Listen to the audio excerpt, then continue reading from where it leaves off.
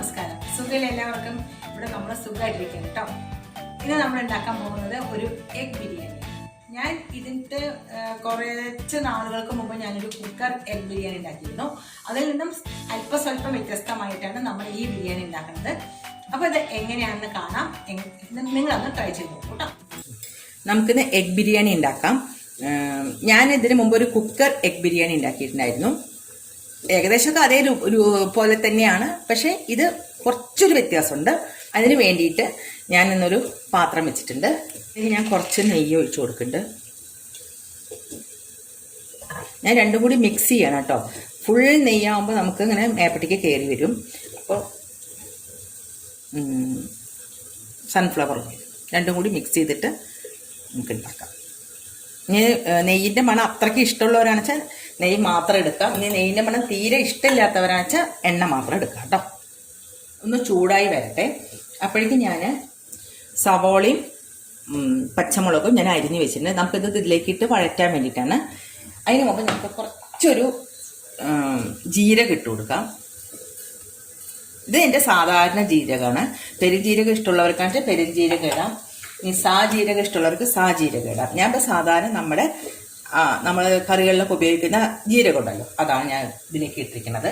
ഞാൻ സവോളയും പച്ചമുളകും ഞാൻ ഇതിലേക്ക് ഇട്ട് കൊടുക്കണം കേട്ടോ.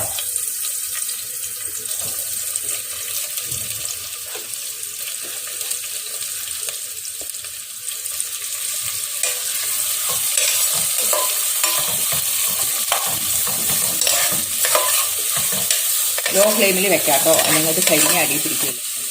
ഞാൻ അരയ്ക്കാനുള്ള കൂട്ടായിട്ട് എടുത്തിരിക്കുന്നത് ഇതാണ്. കുറച്ച് വലിയ കഷ്ണം ഇഞ്ചി, കുറച്ചധികം വെളുത്തുള്ളി, ചെറിയ ഉള്ളിയാണ് വേണ്ടത്. പക്ഷെ എൻ്റെ കയ്യിൽ ചെറിയ ഉള്ളി ഇല്ല. ചെറിയ ഉള്ളി ഇല്ല എന്നുണ്ടെങ്കിൽ സവാള ഇട്ടിട്ടൊന്ന് ചതയ്ക്കാം. അതേപോലെ തന്നെ എരിവിന് ആവശ്യമായിട്ടുള്ള പച്ചമുളക്. ഇനി നമ്മൾ വേറെ കൂടുതൽ എരിവ് ഇതിനെ ഉപയോഗിക്കുന്നില്ല.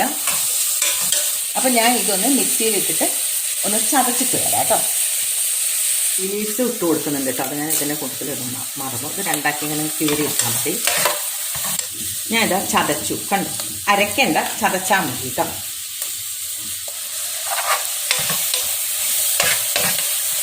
നമുക്ക് നല്ലോണം ഒന്നങ്ങോട്ട് ഇതാക്കി കൊടുക്കാം.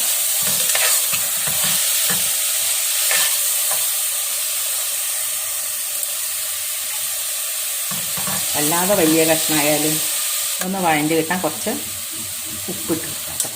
ഈ ഉപ്പിട്ടത് പിന്നെ ആലോചിക്കണം നമ്മൾ വെള്ളമൊക്കെ ഒഴിക്കുമ്പോൾ. ഇതിപ്പോൾ ഞാൻ വേഗം വഴഞ്ഞ് കിട്ടാൻ വേണ്ടിയിട്ട് ചെയ്തതാണ്. ഈ മസാലക്കൂട്ടൊക്കെ നമ്മൾ ശരിയാക്കി വെച്ച് കഴിഞ്ഞാൽ ഈ ബിരിയാണി വളരെ എളുപ്പമാണ്.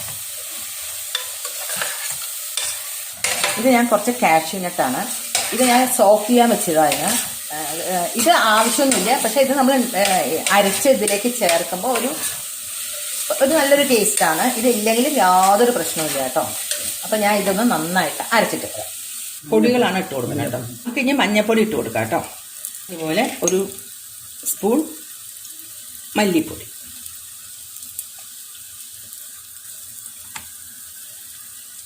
ഒരു ടേബിൾ സ്പൂൺ കാശ്മീരി മുളക് പൊടി ഇട്ടിരിക്കുന്നത്.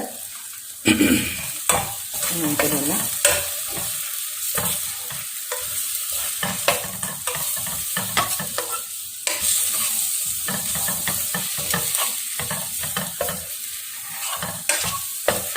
നമ്മൾ ഇടുന്നത് ഗരം മസാല പൊടിയാണ്.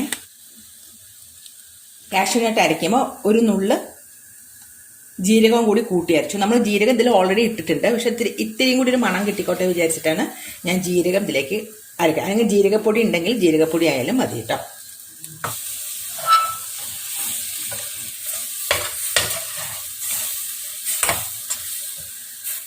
നമുക്ക് നല്ല തൈര് ഇതിലേക്ക് ഒഴിച്ചു കൊടുക്കാം.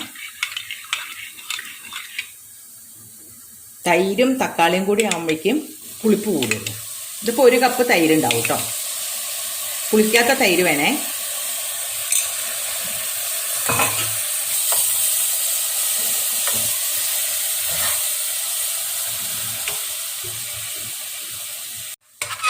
കയ്യിൽ പുതിനയില മല്ലിയിലൊക്കെ ഉണ്ടെങ്കിൽ അതിൽ ഇടണം. ഇത് തീർച്ചയായിട്ടും അതിൽ വേണ്ട തന്നെയാണ്. പക്ഷെ എൻ്റെ കയ്യിൽ അത് ഇല്ലാത്തതുകൊണ്ടാണ് ഞാനത് ഇടാത്തത് കേട്ടോ.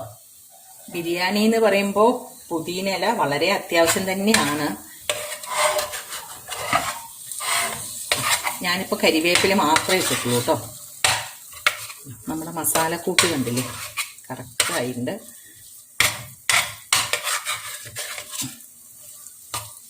ഇതിൻ്റെയൊക്കെ പച്ചമണമൊക്കെ നല്ലപോലെ മാറിയിട്ടുണ്ട് കണ്ടോ. ഇനി നമുക്ക് വേണ്ടത് മിക്സിയിൽ ഇതിലരച്ച കാഷ്യൂ നട്ട് മുഴുവൻ അങ്ങ് എടുക്കാം നമുക്ക്.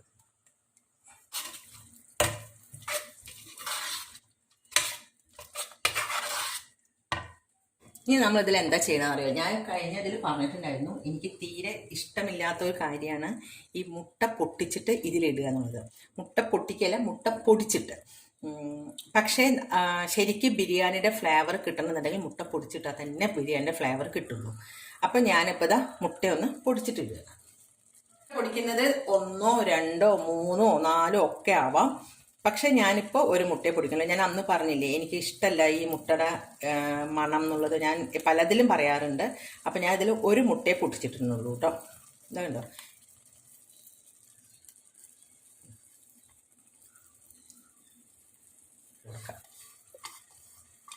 അപ്പോഴാണ് ആ ശരിക്കും ആ മുട്ടയുടെ ഫ്ലേവർ വന്നിട്ട് മുട്ട എഗ് ബിരിയാണി ആവുള്ളൂ. നമ്മൾ ഒരു മസാല റൈസ് ഉണ്ടാക്കിയിട്ട് അതിൽ ബിരിയാണി ഇട്ട് കഴിക്കുന്ന പോലത്തുള്ള ആ ടേസ്റ്റാണ് സാധാരണ കിട്ടുക. ഇങ്ങനെ ഇടുമ്പോഴാണ് ശരിക്കും എഗ് ബിരിയാണിയുടെ ആ ടേസ്റ്റ് കിട്ടുള്ളൂ കേട്ടോ. ഞാൻ അരമണിക്കൂർ അരി സോക്ക് ചെയ്യാൻ വെച്ചിരുന്നു, ബിരിയാണി അരിയിൽ ഇത് ജീരകശാല അരിയാണ്. അപ്പം ഞാനിത് ഇതിലേക്ക് ഇട്ട് നമുക്ക് ഇതൊന്ന് വഴറ്റി കൊടുക്കാം. ഇനി നമ്മൾ മുട്ട അതിൽ ഇടുന്നുണ്ട് കേട്ടോ. നമ്മൾ മുട്ട വേവിച്ചിട്ടും നമ്മൾ ഇതിൽ ഇടുന്നുണ്ട്. ഇപ്പൊ തൽക്കാലത്തേക്ക് ഞാൻ ആ ഒരു ഫ്ലേവർ കിട്ടാൻ വേണ്ടിയിട്ടാണ് മുട്ട പൊടിച്ചിട്ടത്. മുട്ട പൊടിക്കാതെ ഇടുമ്പോൾ എനിക്ക് എപ്പോഴും തോന്നുന്നതാണ്, ശരിക്കും പറഞ്ഞാൽ അതൊരു മസാല ഇത് ഉണ്ടാക്കിയിട്ട് നമ്മൾ ബിരിയാണി വേവിച്ച് അതിലിട്ട പോലെ. നിങ്ങൾ ഇങ്ങനെ ഒന്ന് ഉണ്ടാക്കി നോക്കൂ, ഇതിന് നല്ല വ്യത്യാസമാണ് ആ ബിരിയാണിക്ക്.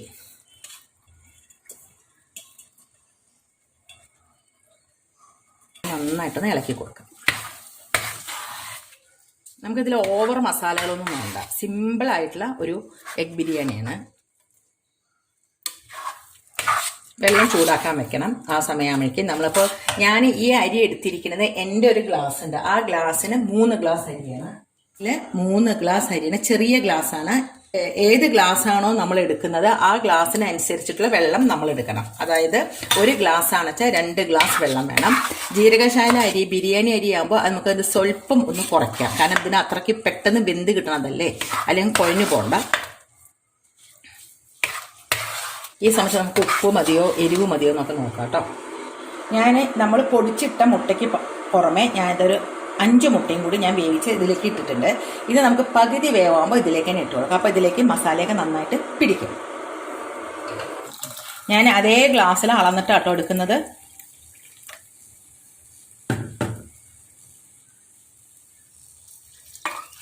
നമ്മൾ ശരിക്കും അളന്ന് തന്നെ എടുക്കണം.